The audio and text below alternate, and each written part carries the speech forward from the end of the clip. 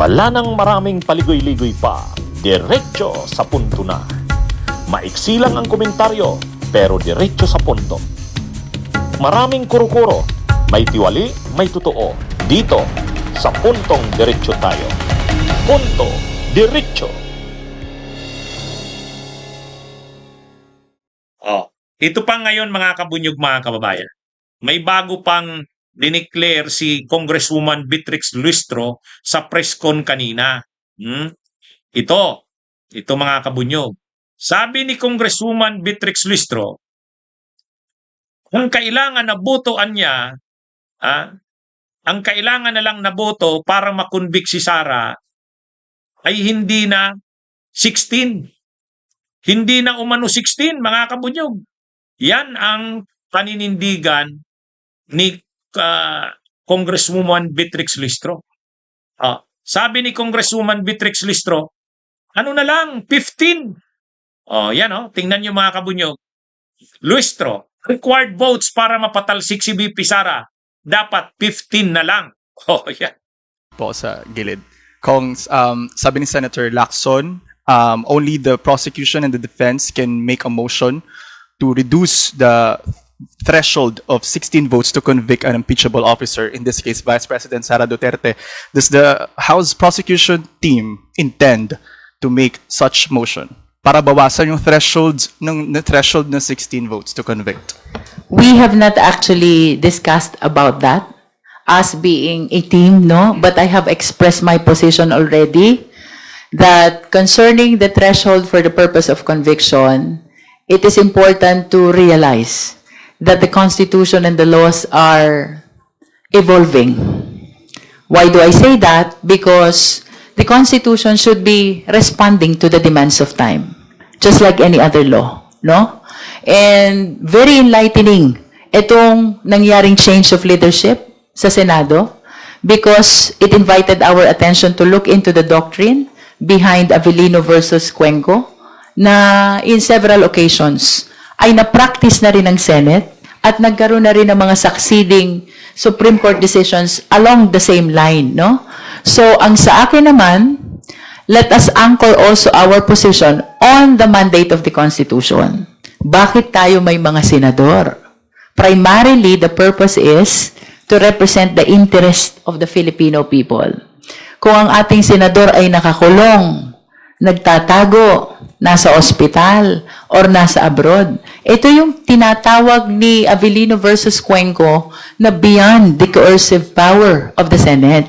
And having said so, plus hindi mai-represent yung interest ng taong bayan, how are we going to consider them for the purpose of determining the threshold or the required number of votes? So, personal opinion ko lang. I believe that the doctrine in Avellino should be applied also in determining the number of votes required for the purpose of conviction. That is my personal opinion. So dapat po bang bawasan? With the current situation, yes. The same way that it was reduced in the election of Senate President pro tempore and the rest of the chairwomen of the different committees of the Senate. Para sa House prosecution team, ilan ang base number ng senador na tinitignan niyo po ngayon? This is my opinion. If the voting will happen now, it should be 22 as well. Po sa base number na 22, Kong Jinky, do you consider Senator Jinggoy as suspended already? Dahil siya po ay arrested na at nasa Sandigan Bayan? Well, under the Plunder Law and the Anti-Graft and Corrupt Practices Act, when the public officials are charged as such, they are suspended from becoming a member of the Senate. So, kung suspended ka, how can you attend? Are you still a senator on that particular occasion if you are suspended from your official duty? I think the answer is clear, no? And to add to what Kong Sia said, no? Meron tayong mandato sa Konstitusyon. And that is to trial forthwith, no? And if we hold the contrary view, it means that the constitutional mandate will be hostage by the different situations of some senators. Ilayo at wag ilapit, no? Kung yung nagsisirculate sa social media, mangyari.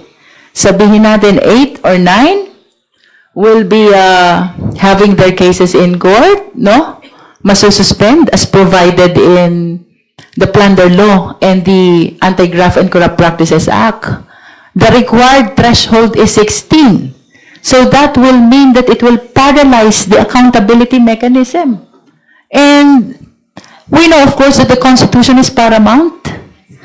It must not be conditioned to the situation of our senators. This impeachment trial must proceed. The decision must be rendered, no? And the threshold must be fixed depending on the current situation of our Senate. Kaugnay niyan, ma'am, sabi ni Senator Lacson, sakaling umabot ng 9 na senators yung makulong, 15 silang matira, hindi na raw matutuloy yung trial kasi paano nga man magko-convict kung kailangan ng 16 votes. Ang suggestion po niya, magfa-file ang impeachment court sa Sandigan Bayan ng leave of court para payagan yung mga nakakulong na senador na dumalo sa trial. Do you agree, ma'am, doon sa kanyang suggestion?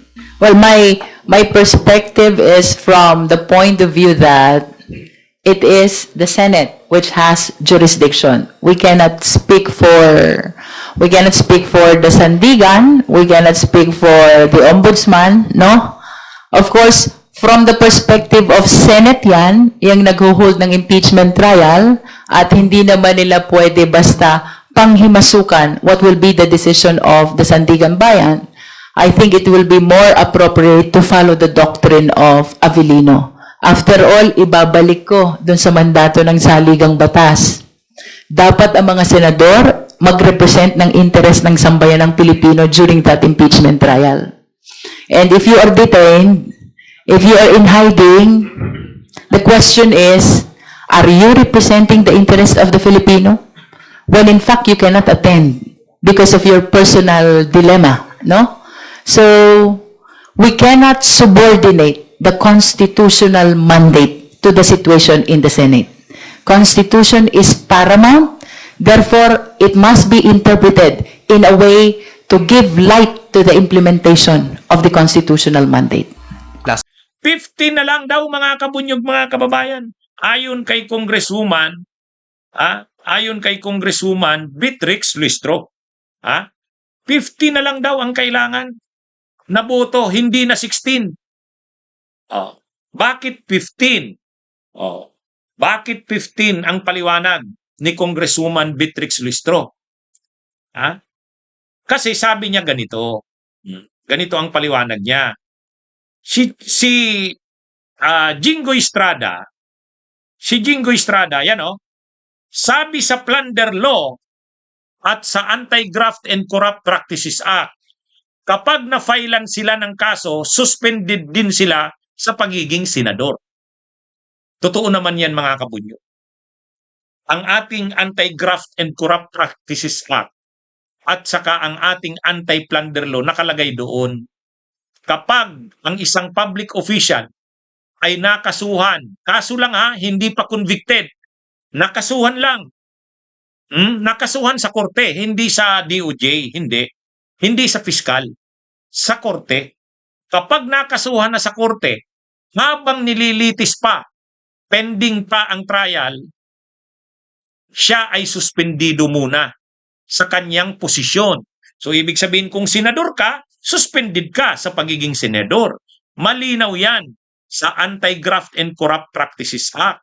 Malinaw din yan sa Anti-Plunder Law. So, sabi ni Congresswoman Beatrix Luistro, ay di dapat hindi na mag-aktong senador si Jinggoy Estrada habang hinihiring ang kaso niya sa Sandigan Bayan. Kasi may kaso siyang graft, may kaso pa siyang plunder. Imaginein mo yan. May kaso na siyang graft, may kaso pang plunder. Sa graft na nga lang, suspended, dido ka na. May plunder pa. Pareho doon sa dalawang batas na yon, anti-graft at saka anti-plunder law, pareho dyan sinasabi na ang isang public official, kapag may kaso ng anti-graft, ng anti-plunder law, suspendido. So kung suspendido si Jinggoy, hindi siya dapat ibilang na senador. Hindi siya dapat i-count na aktibong senador. So sabi ni Congresswoman Beatrix Listro, dapat 23 lang ang senador. Kung 23 lang ang senador, ang 2/3 niyan ay 15. Kaya sabi niya, sa totoo lang, dapat 15 lang. O yan ang sabi ni Listro. Required votes para mapatalsik si VP Sara, dapat 15 na lang. Ito pa, kung makukulong sila Marcoleta, kung makukulong sila Joel Villanueva, at kung halimbawa si Chis Escudero matuluyan pa rin, ay lalong bababa na kasi 22 na lang or 21 kung ang senador ay di 40 na lang. Kaya mayroon pang lumalabas na hindi, 14 boto na lang para mapatalsik si VP Sara. Yan mga kabunyog, 14 na boto na lang. Kasi kung hindi na lang si Jinggoy ang makukulong, kung halimbawa si Villanueva o si Marcoleta makukulong, ay di suspendido din sila. O di dapat hindi na sila ika-count.